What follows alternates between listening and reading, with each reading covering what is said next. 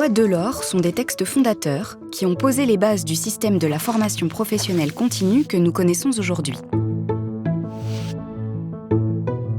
L'accord national interprofessionnel a permis à la formation professionnelle continue de s'inscrire dans le droit du travail.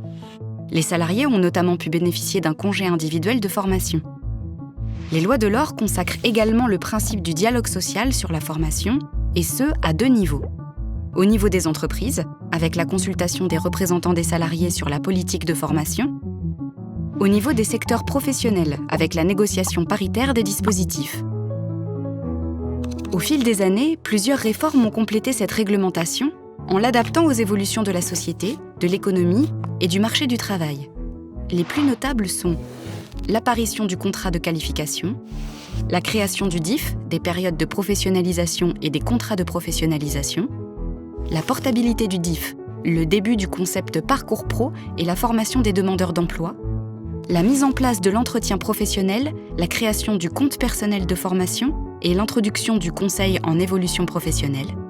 La formation initiale est intégrée à la formation professionnelle et la formation des demandeurs d'emploi est renforcée. Après 50 ans de réforme, la formation professionnelle doit encore relever de nombreux défis dans 3 grands domaines. D'abord, la formation professionnelle doit être un outil majeur à la disposition de tous les actifs, salariés, indépendants, chefs d'entreprise ou demandeurs d'emploi, pour pouvoir accéder, se maintenir ou encore changer d'emploi.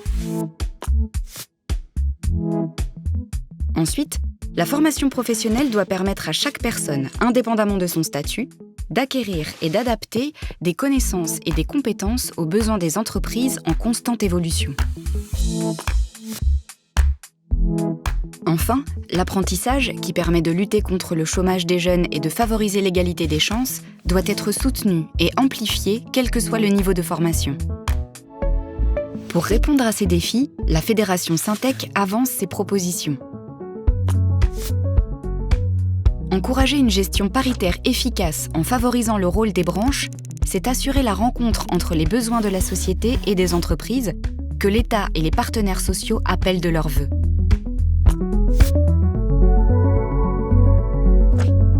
Miser sur l'apprentissage dans le supérieur, c'est assurer une insertion professionnelle réussie, quel que soit le parcours, et garantir la démocratisation du supérieur.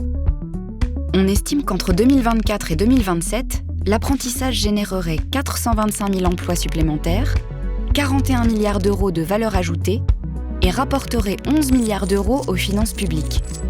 C'est ainsi un investissement créateur de valeur pour la société comme pour les finances publiques.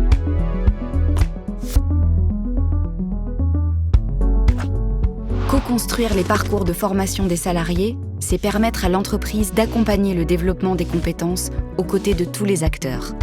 Salariés, OPCO, partenaires institutionnels et État.